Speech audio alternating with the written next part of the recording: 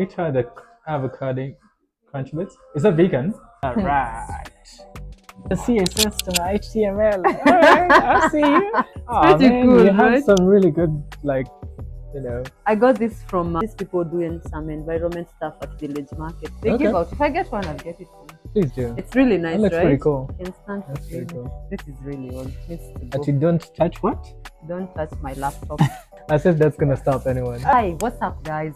My name is Ginda Nganga, and I do work content, remote work, hybrid, anything to do with careers and most jobs. And today I will be hanging out with Manulo, as I call him, but he's gonna introduce himself. This is a day in a life of a remote worker in Africa. All right. Yeah. So my name is Emmanuel. I currently specialize in Salesforce development, specifically as an architect, which Not building houses. no, I would be terrible at that. Anyway, can you share a bit about your background and how you got started with remote work? Sure. It's weird. I started remote work inadvertently, in the sense that actually it wasn't inadvertent at all. I quit my last job to look for something remote.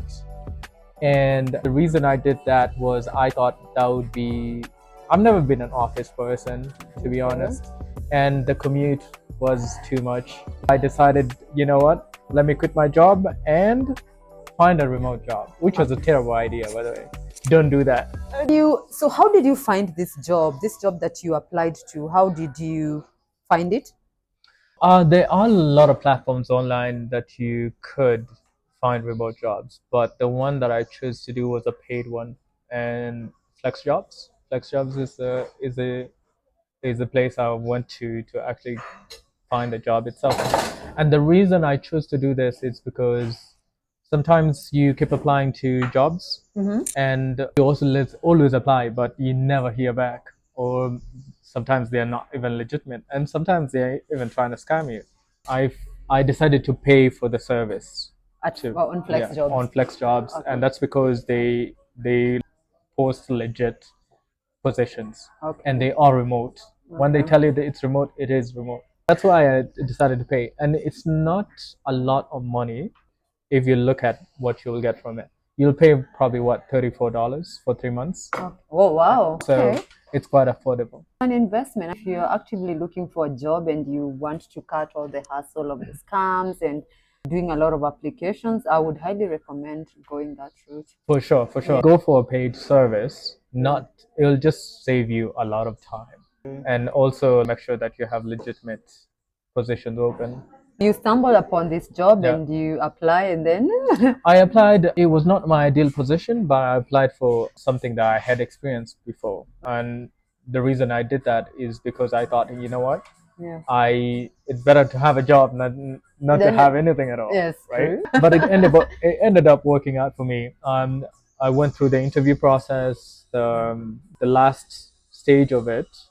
It's weird. The last stage of it was with the COO, who worked at Salesforce before. Yeah. I worked at Salesforce before. So he looked at my resume and he was like, hey, you have some experience implementing Salesforce. And he was like, hey, we are thinking of implementing Salesforce in a couple of months. I will reach out and find you. Okay. And I thought he forgot, but 3 months later, someone literally my boss, now the person who became my boss, literally reached out and was like, hey, this person mentioned you. Would you be interested in joining my team? Oh, And that's wow. how everything kind of took off. Great. Let's see. So, how do you think the remote work landscape in Africa differs from other regions, and what opportunities does it present? I would say I don't think it's unique. There's something, of course, there is a difference between working here and working everywhere else. But I would say that for me, there's a lot of familiarity when it's an African country. There's a familiarity, you feel like home. And so and you kind of figure things out as you go, in terms of, oh, if I want to go to a restaurant, you can ask around. Most African countries kind of speak the same language and stuff like that. But it's also the places that you go, and the beauty that you experience. there's definitely a lot of places that a lot of people don't get to go because they don't have a lot of time. Yeah. But you can do the same. And most African countries, usually, the places I've been to, anyways, have good data, internet, and stuff like that. So if you buy a SIM card and load it with data, you can always work there. Manolo, in your experience, what are some key skills or qualities that make a successful remote worker? Remote worker. A remote worker, I would say one of the most important one is definitely discipline. If you're not disciplined, you will not make it as a remote worker. And that's probably because you work from home. It's where you live, it's where you do everything. And if you don't have the right discipline to put aside time for you to work and get work done, then that's going to be a problem. I'd say that's one. Self discipline and basically knowing your tasks and just sticking to that schedule. I'd say coming up with a schedule is definitely important. If you ask me what I'll be doing next week on a Friday, I will know exactly what I'll be doing because I do the same thing every single day. It doesn't get boring to do the same thing That's every why you day, switch or it up. You'll go to a restaurant and work there, and that kind of switches things up a little bit. I sometimes go on workations where I travel and just and work in a different place, and that usually just refresh. It makes everything fresh. To be honest, you come back I to your home. agree. Yeah. Countries that you've visited on vacations or just work and travel, where did you have the most fun? Where did you are like, "Oh, this is an interesting place to remote work Oh from"? man, Norway has a special place in my heart Why is that? because I really loved the natural beauty of Norway, and some of the places we stayed there were definitely remote, away from the city, which is my favorite thing.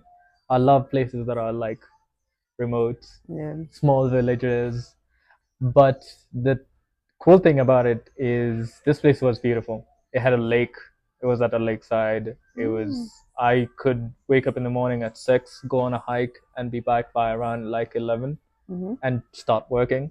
It was nice that way that it was close to everything. It was beautiful, it was natural, and you didn't need to pay for any of that. You could just wake up and just go hiking. One of the reasons why this shop stands out for me actually is because I met Davina. Ethos had a vegan event, and she was like, most wines are not vegan. I was Really? like, what do you mean? They What do have they add? traces of eggs and What for? meat. Stabilizer? That's weird. She was like, oh, the wine box, they have vegan wine. So this has been my place whenever I want to have some wine. There are So wines. everything here is vegan. No, not everything. Not Okay. everything. But Vegan they'll wines are on definitely the let other you know. side. Vegan wines are like on the other side, but they definitely have vegan wines. Why did they put the vegan ones on? What would you tell recruiters who are looking into hiring talent in Africa for folks to work remotely? I tell them there's definitely a lot of potential in the African market. African countries churn out a lot of graduates every single year, and they are hungry for work out there. And I know everything is all about experience, but you can also find that in the African market, there's a lot of individuals who worked same jobs and know how to stay disciplined and work basically. What advice would you give to someone considering remote work in Africa? Well, one thing for sure is patience. It takes a long time. Yeah. Depending on who you are, obviously, people are different. Some people, it will take a while. Just don't give up. There's a lot of, if you think about remote work, there's so many other people applying for them too. It's all over the world. That means they receive thousands of applications for the same position you're applying to. And for you to stand out, you do have to stand out. It takes a long time. Be patient, keep applying, gather skills, and be a specialist. Don't be a jack of all trades. Pick a path, stick to it, be really good at it. Great. What's your day like? What's your daily routine, if you have one? I definitely do have a routine. It's a critical part of my remote work. I basically wake up around 4 a.m. usually, on average. Earlier sometimes, but not on purpose. But my day usually starts when I hit the gym at 5. So I go to the gym 5. By usually 7:15, I'm usually done. I head back to home and I make a coffee. And then basically after that, I start work at around 8. My day is usually a mix. Sometimes maybe I have an errand to run. I'll get out in the morning hours. I don't like getting out in the afternoon because it starts getting busy. You get stuck in traffic. And my meetings are usually in the evening or early afternoons. I basically like to stay at home in the afternoon. So basically in the morning, I run some errands if I have some. I could go to a restaurant once in a while just to mix it up, and not stay at home the whole week and stuff. It gets lonely sometimes. A restaurant usually does that, and I usually go to the same restaurant every single time. How do you see the future of remote work evolving in Africa? I think it will expand. A lot of people, as people in African countries spend more time online, they realize the potential of working remotely and working for companies in the West. And I think Western countries are also realizing that there's a lot of talent in Africa. I hope they do seek out talent in Africa.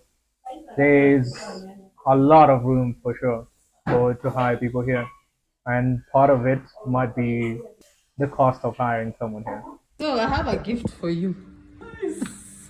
Wait, is this what you were talking about? Yes, last it's time? called a Nice. natural loofah. I think they are found in some parts of Kisumu and Meru.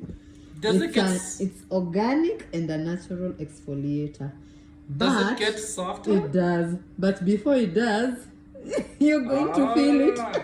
I hope I don't scrape off the whole of my skin. It's gonna be a bit uncomfortable, to be honest. Nah, I think I'll be fine. I'll use it. I'll Please try try a it. string so I can reach it. These things are being sold for like $17. 17. Yes, Get out of here. I swear. That's not a business. We'll be sending this exporting.